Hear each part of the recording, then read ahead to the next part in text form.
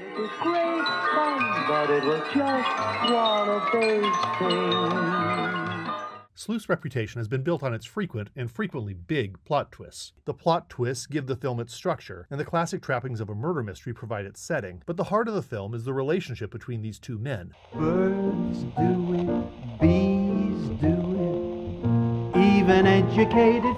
Milo Tyndall, a flashy London hairdresser with no cash to back up his trendy suit and sexy convertible, is invited to have a drink with Andrew Wyke, the writer who owns the manor where Milo rents a cottage. Wyke is a fabulously wealthy aristocrat, and while they begin civilly enough, it's clear that, on the surface at least, these two have nothing in common.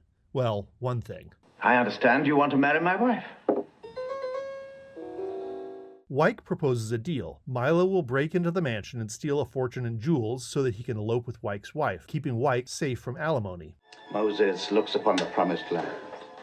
Yes, and Moses never got to enjoy the promised land, as Wyke well knows. Wyke will pocket the insurance money and have leisure time to write and bonk his Finnish mistress. After several reasonable objections and a fair amount of liquor, Milo agrees. The film finally gets its titular sleuth halfway through when the police turn up to see what Wyke's been getting up to. Suddenly, Wyke is faced with a detective straight out of his own books, Inspector Doppler, a brilliant eccentric from whom nothing escapes. I have to say that, as much as there is to appreciate in the first half of the movie, it really gets cooking with the arrival of Inspector Doppler.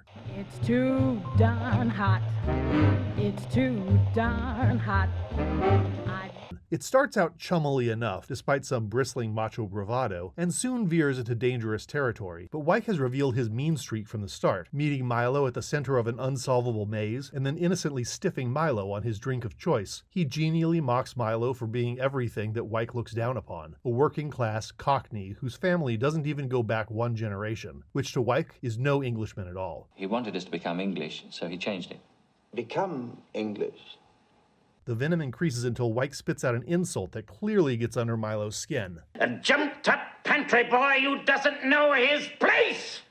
Years later, the Smiths would appropriate this line as a tongue-in-cheek compliment in their second-ever released recording, the splendid This Charming Man. A jumped-up pantry boy who never knew his place. The song's working-class narrator describes himself with Wyke's phrase with a self-deprecating romanticism that would make Milo Tyndall puke. I know too much about that. The humiliations get weirder. Wyke dresses Milo up as a clown for the break-in, and insists that he climb a ladder in clown shoes, despite Milo's vertigo. When they ransack the wife's room, Wyke, who has been the jovial mastermind up until now, seems on the verge of losing control. He catches himself, and viciously turns the ravaging over to Milo, who's forced to tear up his beloved's intimate wardrobe and smash her mirror. Milo, as a retort, scatters Wyke's latest manuscript across a room. Let my secretary sort it out. Oh yes, let them begin the booking, make them play. Laurence Olivier is at his best here when he's losing his grip or losing the game at hand. When he's on top, I find Olivier's fake accents and cheesy jokes more than a little irritating, which might be intentional. Shucks, gosh darn, if I ain't Mr. Doggone Critter.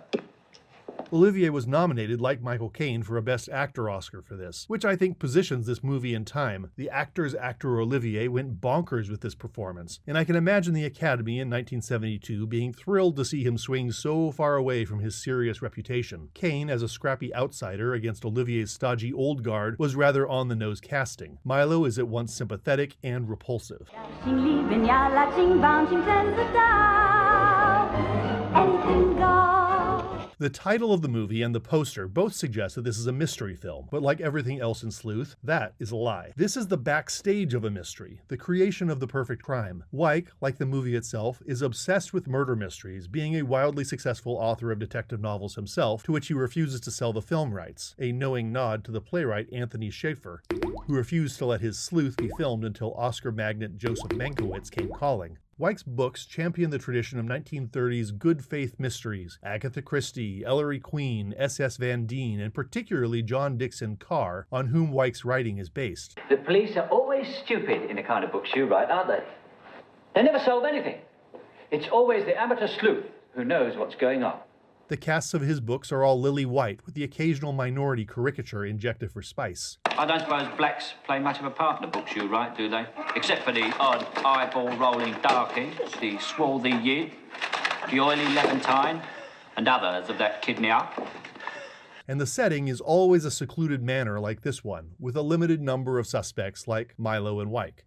You'd be so nice to come home to. The mansion itself, designed by James Bond legend Ken Adam, is the villain lair of a hoarder. It's cluttered with references to mysteries, of course. A Baker Street sign, a photo of Agatha Christie, a reference to Jack the Ripper, not to mention an Edgar Award, the very one given to Anthony Schaefer for Sleuth as Best Play, and games. I would suggest that games might have been a more accurate name for this film. Billiards represent intellectual and sexual superiority. I am pretty much of an Olympic sexual athlete. Yes, I suppose these days you are concentrating more on the sprints than on the long-distance stuff. A dartboard hides a safe. We glimpse an impossible all-white jigsaw puzzle, which Wyke apparently completes in 48 hours, unfazed by doing this puzzle in the room where a murder has just taken place. He also collects extremely childish gadgets. A skeleton that pops out of a coffin brings to mind the Scarovision dummies which terrorized the first audiences of The House on Haunted Hill. There are countless noisy automatons, Laughing Jack Tar the Sailor, later referenced in Knives Out, being the creepiest and most annoying. The house was nightmare fuel for little me, and as an adult, still sets me on edge.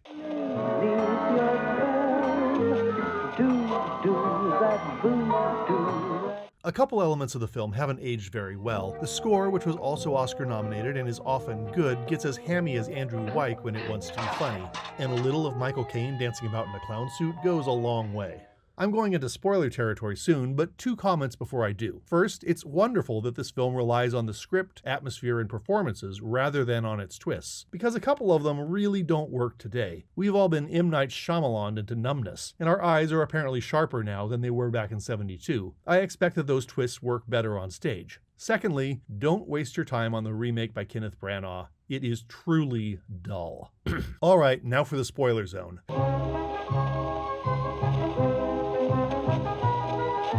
Has everybody here seen the movie? Good. Michael Caine's Inspector Doppler performance and makeup simply cannot stop us from recognizing him, before Doppler even steps out of the shadows. And the fake police act near the very end is utterly transparent. 8-year-old Paul was fooled. 50-year-old Paul was patient, but his wife, seeing this for the first time last week, instantly knew what was going on. So that's the bad news. The good news is that the final act, once the Doppler disguise has been discarded, is electrifying in its sadism. You may lose respect for Milo in these scenes as he torments Wyke, but there's never any question about which side the viewer is on. The gruesome murder of Wyke's mistress, Wyke's terror, not of losing her, but of being framed for it, and her actual unseen cruelty in helping set Wyke up for this, all packs a frisson of horror. There was a great book in 1993 by Marvin Carlson on postmodern murder comedies, which credits Sleuth as the very first major volley in the genre's evolution into self-critique. Death Traps is named for the later play, also about a mystery writer concocting the perfect murder, which was also adapted for the screen with Michael Caine starring, this time with Christopher Reeves as his stooge turned nemesis. Carlson observes cynically that in the modern age, one can assume that a character who dies at the halfway or 2/3 point in a script stands a strong chance of having actually survived. Only a corpse on the floor at the opening of the curtain can be counted upon, and Saw has proved even that wrong. Regardless of whether or not you guess the twists or have seen Sleuth before, the ending is a banger. Milo is leaving as poor as he first came, offering his mistress only her fur coat, no burgled fortune. Wyke is just as alone as he was when we first met him, but now stripped bare to his real pathetic state.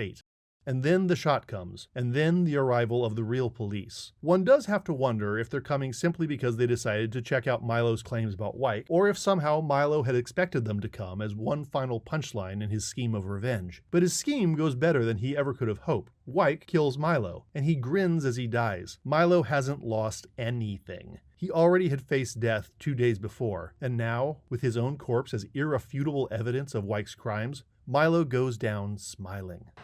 Be sure and tell them it was just a bloody game. Milo wins, after all.